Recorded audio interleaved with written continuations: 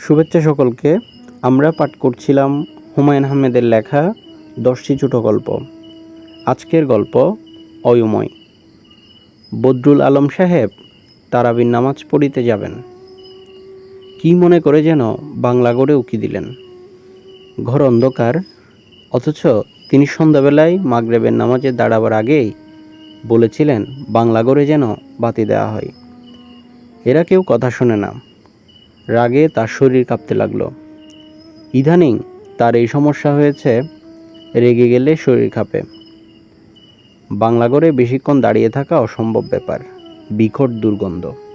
মানুষের শরীর পচে গেলে এমন ভয়াবহ ব্যাপার হয় কে জানত। দুর্গন্ধ নাকের ভেতর দিয়ে ঘ্যাত করে মাথায় চলে যায়। মাথায় ঝিমঝিম করে, তারপরই বমি বমি ভাব হয়। বদরুল আলম সাহেব রুমাল দিয়ে নাক ঢাকলেন। ঘরে ঢোকার আগে ঢাকা উচিত ছিল, দেরি হয়ে গেছে। তার মেজাজ আরও খারাপ হলো। বাংলা ঘরে ঢোকা উচিত হয়নি। কিছুক্ষণ আগে ভাত খেয়েছেন, খাবার দাবার বমি হয়ে যেতে পারে। তার স্ত্রীকে বলেছিলেন এখন ভাত না দিতে, তারাবি পড়ে খাবেন। এটা শুনল না। কেউ আজকাল তার কথা শুনছে না। তিনি নাকে রুমাল চাপা দিয়ে ডাকলেন, এই এই। কোনো সাড়া পাওয়া গেল না। মরে গেছে নাকি? আশ্চর্য, একটা মানুষ অর্ধেকটা শরীর পচে গেছে, তবু মরার নাম নেই। উপজেলা হেলথ কমপ্লেক্সের ডাক্তার সাহেব জবাব দিয়ে দিয়েছে। বলেছে হাসপাতালে রেখে কি করবেন? বড় জোর 2 দিন বাড়িতে নিয়ে যান। বাড়িতে আত্মীয় স্বজনের মাঝখানে আরাম করে মরবে। আর গাধাগুলি তাকে নিয়ে এসেছে তার বাংলা ঘরে শুইয়ে দিয়েছে। কি যন্ত্রণা! এটা কি তার বাড়িঘর? গাধাগুলির সাহস দেখে তিনি স্তম্ভিত। বাংলাঘর 10 কাজে ব্যবহার হয়। লোকজন আসে, সেখানে আধা পচা মানুষ এনে শুয়ে দিল। বিকট গন্ধে বাংলাঘরের ত্রিসীমানায় এখন কেউ যেতে পারে না। নারী বুড়ি উল্টে আসে। তিনি আরও উঁচু গলায় ডাকলেন, এই এই। কোনো জবাব পাওয়া গেল না। তিনি কিছুক্ষণ কান পেতে রইলেন। নিঃশ্বাস ফেলার শব্দও আসছে না, নড়াচড়ার শব্দও নেই। মারা গেছে বোধহয়। আশ্চর্য, এই বাড়ির লোকজনের কাণ্ডজ্ঞান। এখন মরে, তখন মরে একটা মানুষ। তার ঘরে সন্ধ্যাবেলা বাতি দেয়নি, অথচ তিনি নিজে জায়নামাজে দাঁড়াবার আগে বলেছেন যেন বাতি দেওয়া হয়। কতক্ষণ আগে মরেছে কে জানে। অন্ধকার ঘর, কে জানে শিয়াল কুকুরে টেনে নিয়ে গিয়ে হয়তো খেয়ে ফেলেছে। তিনি নাক থেকে রুমাল সরাতেই ভগ করে আরও খানিকটা গন্ধ ঢুকে গেল। তিনি বিশেষ গ্রাহ্য করলেন না। দেশলাইয়ের কাঠি ধরালেন। ঘর খানিকটা আলো হলো। না, মরেনি। পিট পিট করে তাকাচ্ছে। ডাক্তার বলে দিয়েছে 2 দিনের বেশি টিকবে না। আজ হলো 13 দিন। আজকাল ডাক্তারগুলির কীরকম বিদ্যা বুদ্ধি! যে রোগীর 2 দিন বাঁচার কথা, 13 দিন বাঁচে কি করে? বদরুল আলম সাহেব বললেন, বেঁচে আছো? ইউনুস বলল, যে আছি। যখন এই বললাম তখন কথা বললে না কেন? ইউনুস জবাব দিল না। সে কথা বলেনি ভয়ে। বদরুল আলম সাহেবকে সে বড় ভয় পায়। তাছাড়া সে এই বাড়ির কামলাও না। সে কাজ করত পূর্ব পাড়ায়। তারা তাকে রাখতে রাজি না হওয়ায় সবাই মিলে এই বাড়িতে রেখে গেছে। বদরুল আলম সাহেবও রাখতে রাজি হননি। 2 দিনের বেশি টিকবে না শুনে কিছু বলেননি। তাছাড়া রমজান মাস। বদরুল আলম সাহেব রাগী গলায় বললেন, ঘরে বাতি দেয় নাই? দিছিল, নিব্বা গেছে। কুপির বাতি, বাতাসে নিভে যাওয়ারই কথা। বাংলাঘরে এখন কেউ আসে না, কাজেই হারিকেন দেওয়া বিপজ্জনক। চুর এসে নিয়ে যাবে। এই লোক তাকিয়ে তাকিয়ে দেখবে, কিছু করতে পারবে না। ভাত দিয়েছে? যে দিয়েছে। আচ্ছা ঠিক আছে। ঘর থেকে বেরোবার আগে তিনি আবার কুপি জেলে দিয়ে গেলেন। যতক্ষণ থাকে থাকুক। মসজিদে সবাই তার জন্য অপেক্ষা করছিল। তিনি যাওয়া মাত্রই তারাবির নামাজ শুরু হলো। নামাজ শেষ হতে তেমন সময় লাগলো না, কিন্তু দোয়া তার যেন শেষ হতেই চায় না। এক দোয়ায় বাংলা, উর্দু, আরবি, নানান ভাষা। এই মৌলানা সাহেবের চাকরি এখনও স্থায়ী হয়নি। রমজান মাসে তার কাজকর্ম দেখে তারপর স্থায়ী করা হবে, তেমন কথা হয়েছে। বেটা সে কারণে দোয়ার মাধ্যমে কাজকর্ম দেখাচ্ছে। দোয়ার শেষ পর্যায়ে আবার ফুফিয়ে ফুফিয়ে কান্না, বড়ই বিরক্তিকর। বদরুল আলম সাহেব ঠিক করে রাখলেন আজ মৌলানাকে দু একটা কথা বলবেন। তিনি মসজিদ কমিটির সভাপতি, তার পক্ষে এসব বলা ভালো দেখায় না। তবু বলতে হয়, মানুষের কাজকর্ম আছে। সাধারণত সারা রাত জেগে দোয়া পড়লে তো হবে না। মৌলানা সাহেব দোয়া শেষ পর্যায়ে চলে এসেছেন। ওগো পেয়ারা নবীর পেয়ারা দুস্থ, তোমার কাছে হাত না তুললে আমরা কার কাছে হাত তুলব? কারণ তুমি নিজেই তো কোরআন মজিদে বলেছ, মারাজালে বাহরানি ইয়ালতাকিয়ান, অর্থাৎ তিনি বহমান রেখেছেন দুটি বিশাল জলরাশিকে। বায়ান হুমা বারজাকু, অর্থাৎ তাদের দুইয়ের মাঝে রয়েছে কুদরতি পর্দা। বদরুল আলম সাহেবের বিরক্তির সীমা রইল না। আজ রাতে দোয়া মনে হচ্ছে শেষ হবে না। মৌলানাকে সাবধান করে দিতে হবে। কিছু না বলাই লাই পেয়ে যাচ্ছে। দোয়া শেষ হলো। বদরুল আলম সাহেবের গম্ভীর গলায় বললেন, মৌলানা সাহেব, আপনার সঙ্গে একটা কথা ছিল। তার গলার স্বরে মৌলানা আতঙ্কগ্রস্ত হয়ে পড়ল। তিনি কি বলবেন তা না শুনেই বলল, আপনার কথা মতো আমি গেছিলাম, সে রাজি হয় না। এই কাজ তো জবরদস্তিতে হয় না। যদি বলেন আজ না হয় আরেকবার যাব। আপনি কিসের কথা বলতেছেন? আপনি যে বলছিলেন তওবা করাইতে, তওবা করতে রাজি হয় না। এতক্ষণে বদরুল আলম সাহেবের মনে পড়ল, মৌলানাকে গত সপ্তাহে বলেছিলেন যেন ইউনুসকে দিয়ে তওবা করানো হয়। একবার তওবা করে ফেললে 3 দিনের ভেতর ঘটনা ঘটে যায়। তার ধারণা ছিল মৌলানা তওবা করিয়েছে। এখন দেখা যাচ্ছে তওবা করায়নি। তওবা করতে চায় না কেন? ভয় পাই, মরতে চায় না। তওবার সাথে বাঁচা মরার কি সম্পর্ক? জন্ম মৃত্যু তো আল্লাহর হাতে। আপনি এখনই চলেন, তওবা করিয়ে দেন। আমি সামনে থাকলে অরাজি হবে না। জি আচ্ছা। তাছাড়া এখন মৃত্যু হলে তা তার জন্য শুভ। রমজান মাসে মৃত্যু সরাসরি জান্নাতের দরজা। কি বলেন আপনারা? সবাই হ্যাঁ সূচক মাথা নাড়ল। একজন বলল, এর জন্য আপনি যা করছেন তা বাপ মাও করতো না।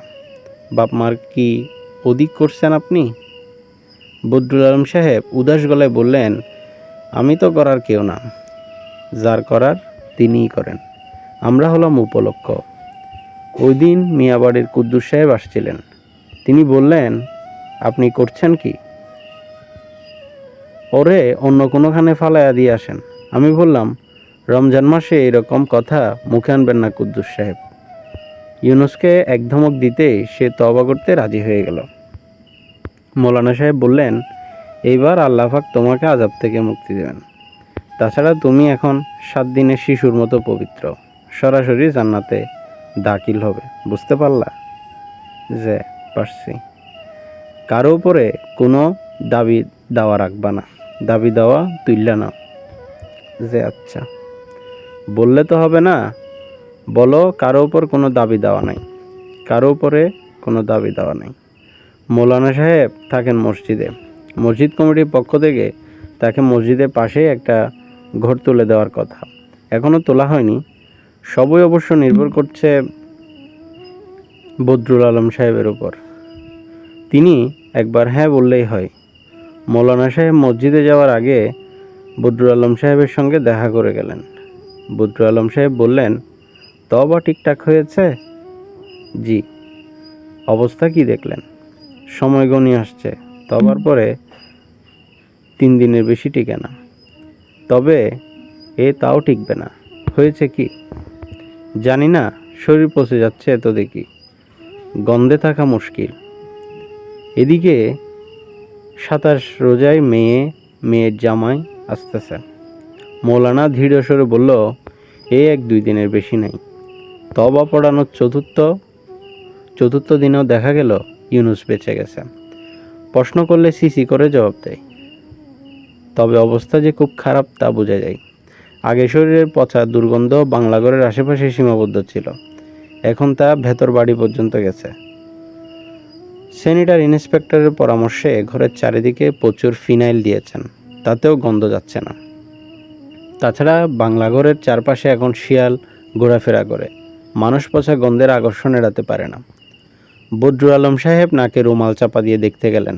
কিরে, অবস্থা কি? যে ভালো। ভালো হলেই ভালো।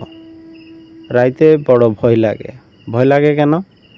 কি যেন চারপাশে ঘোরাফেরা করে, চোখকে দেখি না, খালি কথা শুনি। মৌলানা সাহেব এসব শুনে বললেন, সময় গণিয়ে আসছে, আজরাইল চারপাশে ঘোরাফেরা করে। মৌলানার উপর বিরক্তিতে বদরুল আলম সাহেবের গা জ্বলে যায়। কী সব কথা? আজরাইল ঘোরাফেরা করে? বেটা তবাটা ঠিক মতো পড়িয়েছে কিনা কে জানে। মৌলানা সাহেব, জি। তবা কি ঠিকঠাক পড়ানো হয়েছে? জি, তা হয়েছে। দেখেন আরেকবার পড়াবেন কিনা। কষ্ট পাচ্ছে এই জন্য বলতেছি, অন্য কিছু না। আইস আরেকবার পড়াইয়া দিব, কোনো অসুবিধা নেই। তবা দিনের মধ্যেও 2 বার পড়ানো যায়, কোনো অসুবিধা নেই। এই প্রসঙ্গে রাসূলুল্লাহ সাল্লাল্লাহু আলাইহি সাল্লাম একটা হাদিস আছে, পেয়ারা নবী বলছেন। আচ্ছা থাক, আরেকদিন শুনব। মৌলানা সাহেব বললেন, অনেক সময় মনের মধ্যে কোনো আফসোস থাকলে জব বাইর হইতে চায় না। জিজ্ঞেস করে দেখা দরকার কিছু খাইতে চাই কিনা, কাউরে দেখতে চাই কিনা। আচ্ছা, এটা খোঁজ নিব। দ্বিতীয়বার তবার কথা শুনে ইউনুস বেশ অবাক হলো। সি করে বলল, একবার তো করছি, তবার পরে কোনো ভাব কাজ করি নাই। মৌলানা সাহেব বিরক্ত গলায় বললেন, নাফরমানি কথা বলবা না। পাপ কাজ করছো কি করো নাই তার বিচার তোমার উপরে না, আল্লাহ পাকের উপরে। আবার তবা পড়ানো হলো। বদরুল আলম সাহেব তবা পড়ানো শেষে কুজ নিতে এলেন। কিরে, শৈল কেমন? যে ভালো। কিছু খাইতে মনে চায়? যে না। মনে চাইলে বল। তেঁতুলের পানি দিয়া ভাত খাইতে মনে চায়। তাকে তেঁতুলের পানি দিয়া ভাত খেতে দেওয়া হলো। ভাত খাওয়া শেষ হওয়ার সঙ্গে সঙ্গে শ্বাসকষ্ট শুরু হলো। বুক পাথরের মতো ওঠানামা করছে, চোখ মনে হয় বের হয়ে আসছে। বদরুল আলম সাহেব মৌলানাকে কবর দিয়ে রাখলেন। ভালো মন্দ কিছু হলে দিনের মধ্যে দাফন কাফন শেষ করতে হবে। দিনে কিছুই হলো না, রাতে শ্বাসকষ্ট মনে হলো খানিকটা কমে এসেছে। মৌলানা সাহেব ঘুমোতে গেছেন। যাবার আগে বদরুল আলম সাহেবকে বলে গেলেন, আরও একটা দিন দেখতে হবে। বদরুল আলম সাহেব শুকনো গলায় বললেন, আরেক দিন পরে কি? অমাবস্যা লাগিতেছে, অমাবস্যার টান সহ্য হবে না। বদরুল আলম কেন গলায় বললেন আর একদিন পরে কি? বদরুল আলম সাহেব বিরক্ত গলায় বললেন, একদিকে বলেন আজরাইলের কথা, আর একদিকে বলেন অমাবস্যার কথা। আজরাইল কি পূর্ণিমা অমাবস্যা দেখে ঘোরাফেরা করে? অমাবস্যার রাতে ইউনুসের অবস্থা খুবই খারাপ হলো। বুকের ভেতর থেকে ঘো ঘো শব্দ বেরোচ্ছে, মুখে ফেনা ভাঙছে। রাজ্যে কাটবে না তা বোঝাই যাচ্ছে। বদরুল আলম সাহেবের স্ত্রীও শাড়ির আঁচলে মুখ চেপে একসময় ইউনুসকে দেখে গেলেন। খাবার প্লেটে পড়ে আছে, ইউনুস শুয়ে দেখেনি। তিনি বললেন, এর মুখে তোমরা পানি দাও, দেখছো না টুট ছাড়তেছে। আহারে। ভোরবেলা বদরুল আলম সাহেব খোঁজ নিতে গেলেন। কিরে, অবস্থা কি? ইউনুস সি করে বলল, যে ভালো। শ্বাসকষ্ট নাই? যে না। বদরুল আলম সাহেবের মুখ গম্ভীর হয়ে গেল। ইউনুস বলল, রাইতে একটা শিয়াল ঢুকছিল, ফাও হাতে কামড় দিছে। আইস আপনি বইলা দিবেন হাতের কাছে যেন একটা লাঠি দেয় আর একটা হারিকেন। বদরুল আলম সাহেব কিছুই বললেন না। তার মেজাজ রোজার সময় এমনিতে চড়া থাকে, আর সে মেজাজ আকাশে চড়ে গেল।